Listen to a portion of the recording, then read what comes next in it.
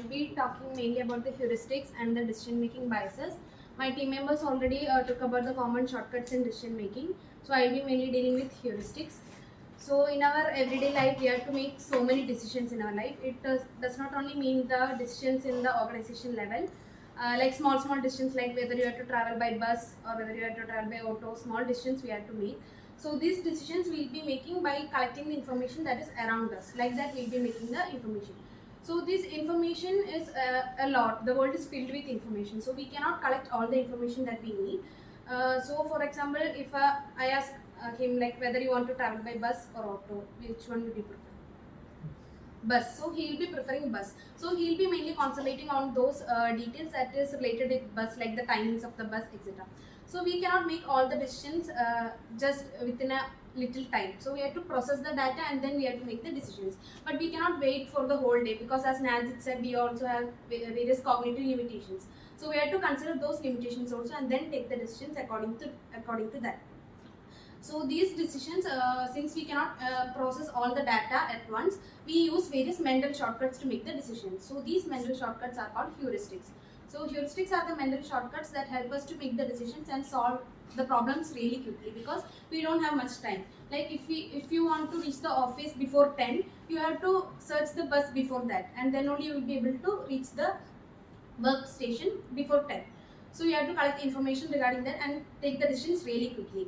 Similarly, if I ask questions to each of you, there will be heuristics takes place there because Suhi, if would you prefer homely food or restaurant food? Yeah.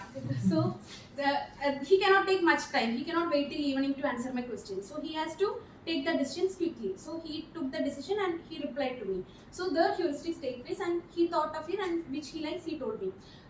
Similarly, another example is that when we go to the restaurant, we'll order food. We either order healthy food. Sometimes we'll think that, last time I ordered this, so I will order something different. Sometimes we'll not be able to take that risk, so we'll be ordering something else. So in all these cases, heuristics take place because we are using mental shortcuts and it helps us to take the decisions quickly and we will not be taking so much time. And we don't have to think about the decisions till evening or something like that. Once we make the decisions, we will leave it there. So that's it about heuristics. And heuristics, mainly we use heuristics for effort saving because it helps us to solve the decisions quickly. Then, so anyone have any doubt about heuristics? Any other example?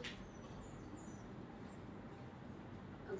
So next one I will be talking about the decision making bias. So as we all know, bias means any errors that happens in the decision making.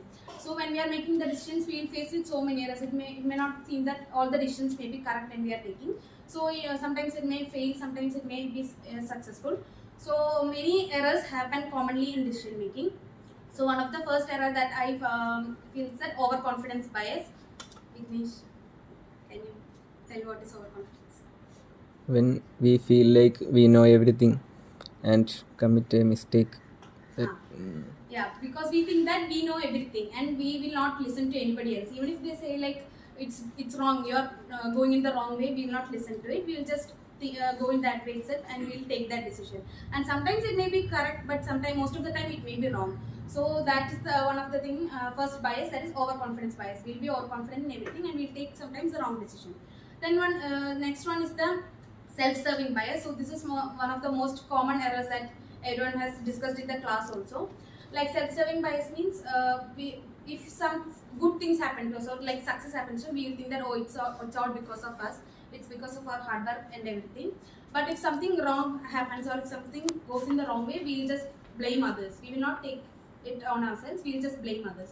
So that is one of the wrongest thing to do, and that is also another error.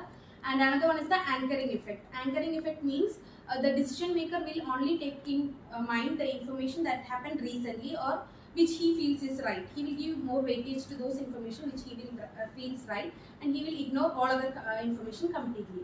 So that is known as anchoring effect. So it may lead to wrong decisions. And then is the confirmation bias. Confirmation bias is that we will give more weight. We'll give more importance to those events may occur and the result may have already been come outward, but they will say that yeah, I already predicted this, but there will not be any relation between what they said and what happened, but they will still say that yeah, I already predicted this. I had this information already. And next one is that availability. Availability means they will compare between both the previous situation and also the present situation, both the past and present, and they will think that the solution which worked in the past. So sometimes some solutions may work in the past, but they may not work in the present future because of the generation gap and all other things. Some things may not work in this era. So, but they may think that they will work and they will implement the same solution, but that will not work for all. So that will also create decision making bias. So these are the common decision making bias. Anyone have any doubts? That's it. Thank you.